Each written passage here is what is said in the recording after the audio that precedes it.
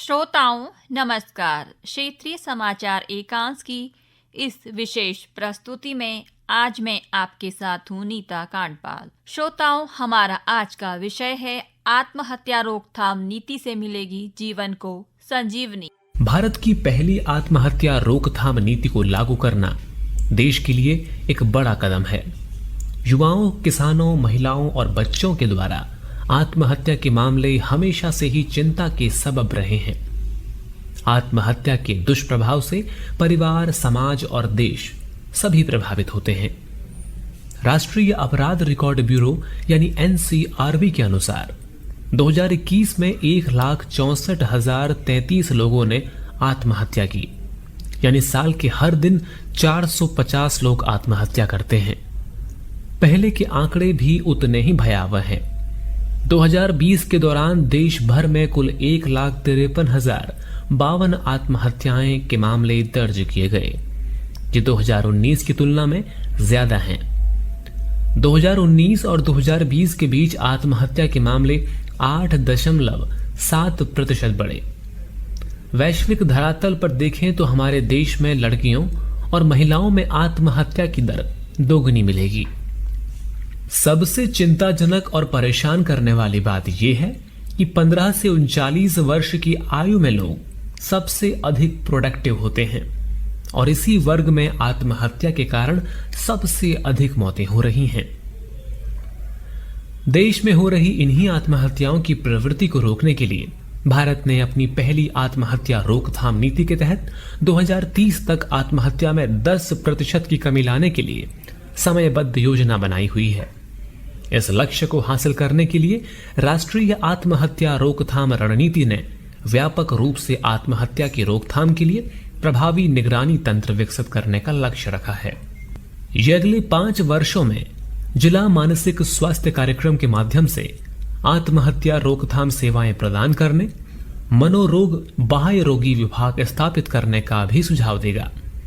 नई योजना के तहत अगले 8 वर्षों के भीतर सभी शैक्षणिक संस्थाओं में एक मानसिक कल्याण पाठ्यक्रम को एकीकृत करने की भी योजना है। इसके अलावा आत्महत्या के मामलों को कवर करने के लिए मीडिया कवरेज और आत्महत्या के साधनों तक पहुंच को प्रतिबंधित करने के लिए कुछ दिशा निर्देश भी तैयार किए जाएंगे। सच्चाई ये है कि प्रत्येक आत्महत्या एक व्यक्तिगत त्रासदी है जो समय से पहले एक व्यक्ति की जान ले लेती है।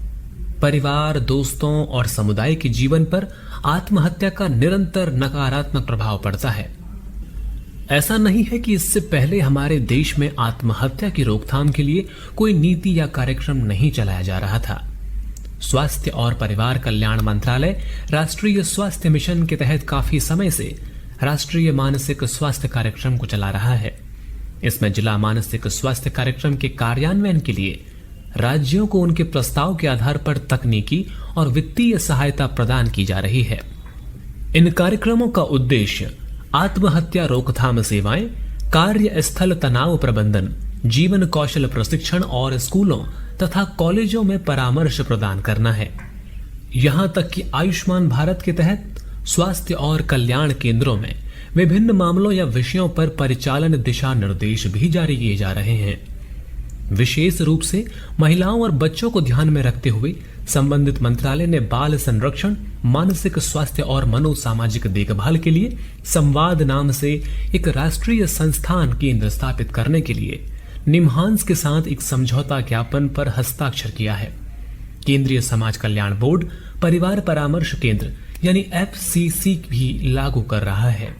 आत्महत्या के विभिन्न कारण हैं, जैसे पेशेवर करियर की समस्याएं, अलगाव की भावना, दुर्व्यवहार, हिंसा, पारिवारिक समस्याएं, मानसिक विकार, शराब की लत, वित्तीय नुकसान, पुरानी बीमारी आदि।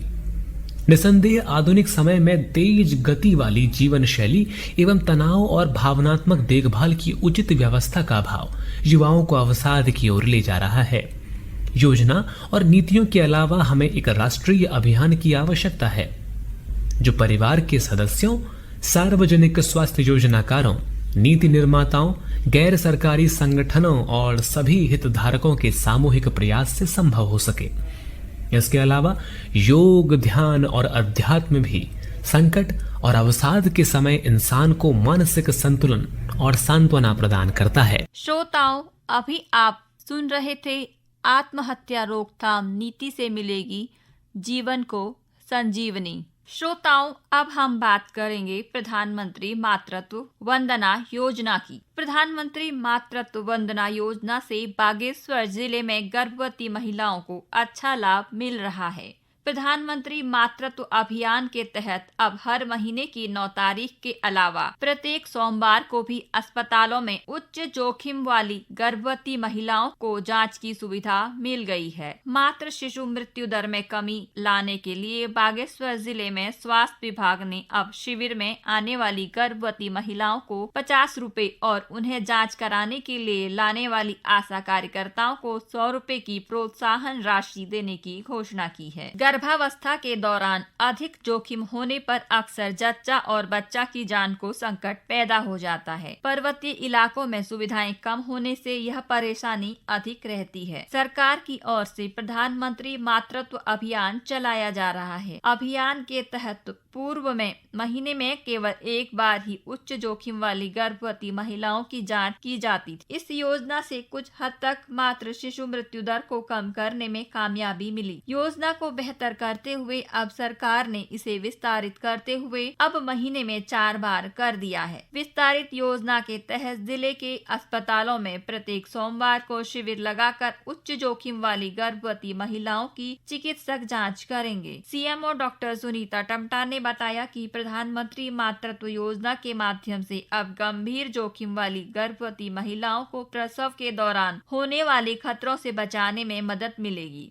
योजना के सफल संचालन के लिए आशा कार्यकर्ताओं को प्रशिक्षण दिया जा रहा है। विषम भौगोलिक परिस्थितियों वाले इलाके में मातृ शिशु मृत्यु दर को कम करने में योजना मददगार साबित होगी। श्रोताओं, इस विषय पर डॉक्टर सुनीता टम्टा सीएमओ बागेश्वर का कहना है कि हर सोमवार और प्लस हर महीने की 9 तारीख को हमको जो है स्वास्थ्य कैंप लगाना है, स्पेशली गर्भवती महिलाओं के लिए, ताकि हम हाई रिस्क यानी कि जो जटिल प्रसव में जो जाती है महिलाएं, तो वो हमको पहले ही हम उनको डिटेक्ट कर सके, पहचान सके, ताकि हम मातृ मृत्यु दर और शिशु मृत्यु दर दोनों को जो है कम कर सके। क्योंकि हमारे वहाँ जितनी भी जो गर्भवती महिलाएं हैं, ज्यादा कुछ ना कुछ उसमें कॉम्प्लिकेटेड केस होते ही हैं और ज्यादा कॉम्प्लिकेटेड की ही हमारा डेथ होती है। अभियान है कि हमारे जो जितनी भी जो एक जननी सुरक्षा मातृत्व अभियान हमारा है, तो उसके तहत यह है कि हर गर्भवती महिला को कम से कम 4 जो है चेकअप कराना है, ENC चेकअप।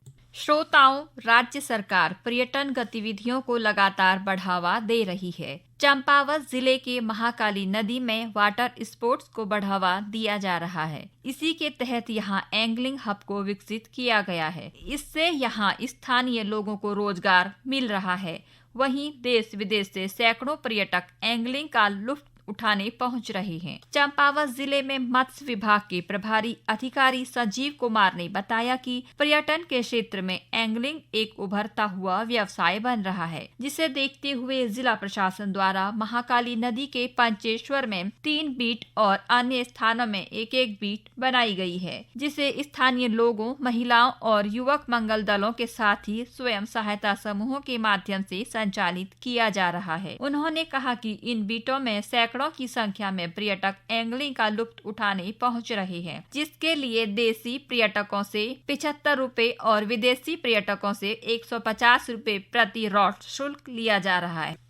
श्रोताओं, इस विषय पर संजीव कुमार प्रभारी मत्स्य विभाग का कहना है कि पर्यटन की अपार संभावनाएं हैं, जिसमें से एंगलिंग एक उभरते हुए व्यवसाय के रूप में और पर्यटकों को लुभाने वाला कार्य जो है वो चल रहा है। इस समय हमारे वहाँ पंचेश्वर में हमारे 3 बीट काम कर रहे हैं, जिसमें पंचेश्वर से धर्मघाट तक के पहला बीट है, दूसरा चमगाड़ सिंचाई विभाग की ट्रॉली के खंबे से पंथुड़ी ट्रॉली तक के, और तीसरा पंथुड़ी ट्रॉली से पंचेश्वर संगम तक के। ये 3 एंगलिंग बीट पंचेश्वर में काम कर रहे हैं और एक हमारा चूका में काम कर रहा है, सीम से लेके चूका तक। यहाँ पर हमारे देशी और विदेशी पर्यटक बहुत आतुरता के साथ आ रहे हैं, जिसमें विदेशी पर्यटकों के लिए 150 रुपए प्रतिदिन प्रति रॉड रखा गया है और भारतीय पर्यटकों के लिए 75 रुपए प्रतिदिन प्रति रॉड के हिसाब से शुल्क रखा गया है। अब हमारे जो एंगलिंग के कार्य में उनके थोड़ी डिमांड है कि इसका फीस बढ़ जाए, तो हमने राज्य सरकार से अपने डायरेक्टरेट से अपील कर रखी है इसको फीस को थोड़ा सा बढ़ाया जाए। गौरतलब है कि एंगलिंग मत्स्य आखेट है। इस खेल में नदी से बड़ी मछली को पकड़कर उसका वजन कर पुनः नदी में छोड़ दिया जाता है। महाकाली नदी में महासीर मछली भी पाई जाती है, जिसे पकड़ने को लेकर पर्यटकों में विशेष उत्सुकता रहती है। श्रोताओं, अब समय हो चला है आपसे विदा लेने का। कल आपसे इसी वक्त फिर मुलाकात होगी। तब तक के लिए मुझे दीजिए आज्ञा। नमस्कार।